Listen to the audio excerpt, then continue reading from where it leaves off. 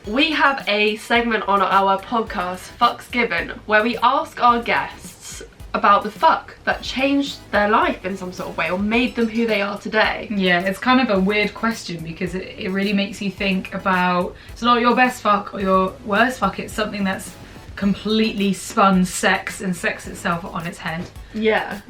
It's so interesting, and we've had so many different answers on our podcasts as well. Everyone says something different. Yeah, it could be like the first time they masturbated, discovered self-pleasure, to like a really crazy time where they did all this fetish stuff. Yeah, and this is ours because we don't get necessarily a chance to say on the podcast. No, we don't. We only ask them and they don't ever ask us stuff. And if you want to hear our best or worst stories, then make sure to check out our other videos as well. Yeah, and our first fuck, we've spoken about that too. we go in. The fuck that changed my life is kind of a weird story as well, because it was a guy that I met off camming, which when I look back to it, I'm like, why did you do that? I don't think it's anything different to like Tinder. You don't fucking know who you're going to meet up with. I don't know. I just find it weird because I always sort of saw the people that use cam sites as, I mean, they would obviously just be like watching loads of different girls, and it's more intimate than watching porn. Yeah, but because you're actually involved with another person. Yeah, but then so is Tinder. The amount of other people that they're talking to at the same time as you. True. Or going on dates at the same time as you. I feel like it might even be safer doing it that way, because at least you know the guy a little bit more than just like a message. Well, we had been chatting for like over an hour on this cam site. Like, I wasn't even doing anything sexual with him, and all about Game of Thrones actually. Oh really? Back to that. And yeah, he sort of wined and dined me quite a lot. What, online? No, in real life. Okay. So the dates that we went on were like nice. Like, he took me like wine tasting and like for nice dinners. He spent the cash. Benny, like, Jesus. I was like, ooh, this is the life. Yeah, you get a taste like, oh, it's such a posh hoe. Take me. But anyway, he booked us a hotel one of these times, and we had like previously been into a sex shop, and I told him some stuff that I wanted to try out, and he brought it with him in a suitcase. Oh my god, that's so cool. So we just had loads of like kinky stuff to try out, and basically had a whole weekend in this hotel room of trying all these different things.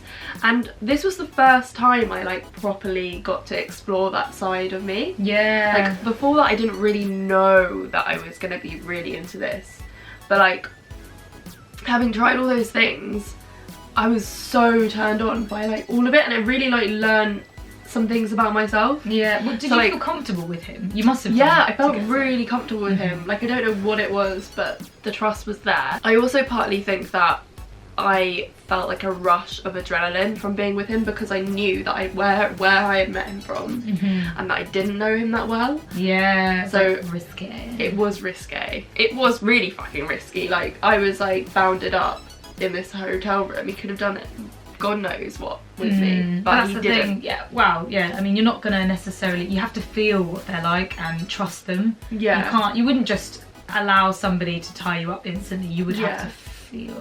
My gut instinct was good, basically. And so it paid off. I trusted that. Yeah. And to be honest, like, I had a really great time with him. Like, the sex was always very thoughtful, like, and very like considered.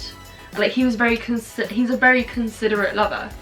That's actually nice to hear. Yeah, and especially when it's like you're playing around with sub-dom stuff and stuff that could be like pain related. Yeah, so exactly. So he was really good at the aftercare part of it as well. Yeah, important. So important. But then when he wanted to be dominant, it was very, like, he was very dominant. He was very good at it. He was very good at it. Was there any point where you felt like you had to use a safe word or had to say stop or no?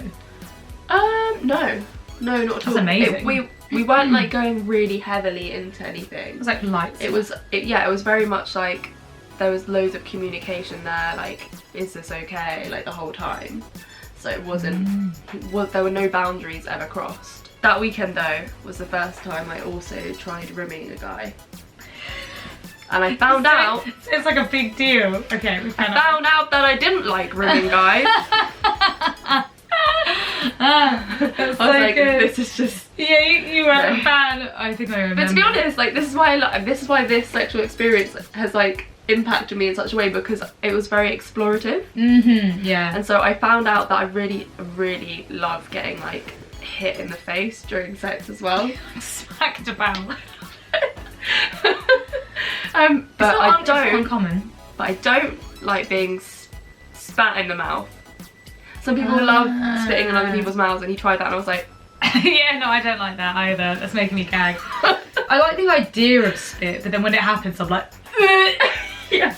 I was kind of like, this is okay, take it or leave it. Like, it's not turning me on, basically. Yeah. So there's no point in doing it.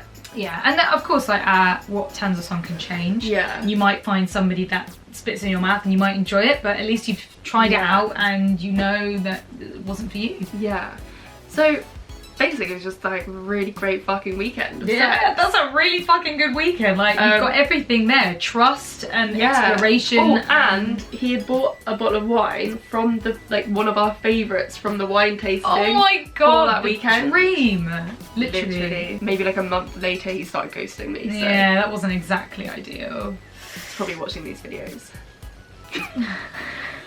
Basically, that whole weekend then opened my eyes to everything that I was super turned on to. So I was like, I suddenly I know loads of new things about myself, and that's why I think it changed my life. Yeah, 100%. And you can be like, I've tried that, I've done it, because you can never say never. Yeah. Never say, you know, it's always worth giving things a go, even if you're like, oh no, that's weird, I don't want to put my foot in your mouth. I always go back to feet, because feet's a weird one. Like, very weird. But you love it. I love it. Fucking love it. I love that shit. I also love rimming arseholes as well, guys and girls. Do you? Love it. Oh. Fucking love it. In Jamaica, I had the first couple that I had fun with, and we didn't end up having sex, but we did all the foreplay stuff. Rimming his arsehole all over the place. It was turning me on so much because it was turning him on. You heard it as well. You heard it. Oh, I heard everything. So, please tell me what your fuck that changed your life was. So hard. And I mentioned a little bit of this in the best fuck, because it's so hard to decide. Because there are many fucks that are life changing. They all change your life in some way or another. Yeah, every single fuck makes you who you are today. Oh! Yeah, mine was probably like the first time, or the first or second time I fucked my partner who I'm with today, which would have been almost 5.5 years ago. It was the first time I had someone pay that much attention to my nipples, so I had like my first nipplegasm from that. Almost so ridiculously that I didn't know that it was a nipplegasm until I looked back and was like, that was definitely a nipplegasm. You know what's really weird? Is that the guy I was just talking about was the guy that gave me a nipple orgasm. What the hell, man? And like, that was amazing. Yeah. Oh, wow. Nipples need to be played more, man. They're fucking fun. So yeah, we went to his house because, yeah, it doesn't matter. And although he did have a single bed, which sucked, and he's a big man. He's like a tall man, so there's like hardly any room. Yeah. But it was like a hot summer's evening, and we both smoked a hell of a lot of weed, so we were already like mega sensitive anyway. And we just ended up going back into his bed, and he was just like, maybe we even had sex before, went out, smoked a joint, and then came back in, and he was like rubbing my nipples, and because I was so sensitive and so high, I ended up having like a full body explosion. Oh, so good. And I think it must have been the first time we had sex, because we had sex I mean a couple of times that day. And it's just... What about the nipple orgasm was life-changing? It's because I never thought that you could have a nipple orgasm, and I knew that I liked my nipples being played with, but not to the extent where like just keep playing with them, because they got quite sensitive or numb. And because he kept doing it and I let him keep doing it, and he was also interested in doing it, because a lot of people I've experienced, they play with your nipple a bit and that's it.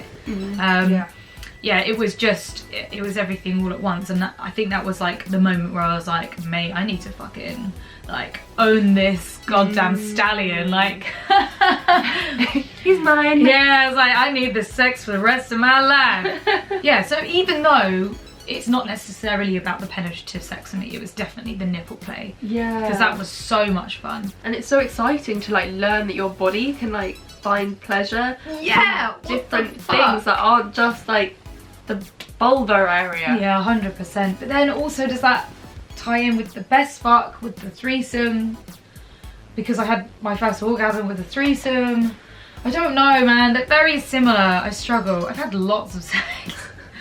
Like lots of fucking sex. There's so many good times. But this is one that changed your life. Or like one really good one night stand where it was like some guy I was seeing and we just had really good sex and I bled everywhere, but it was just really good sex. Yeah.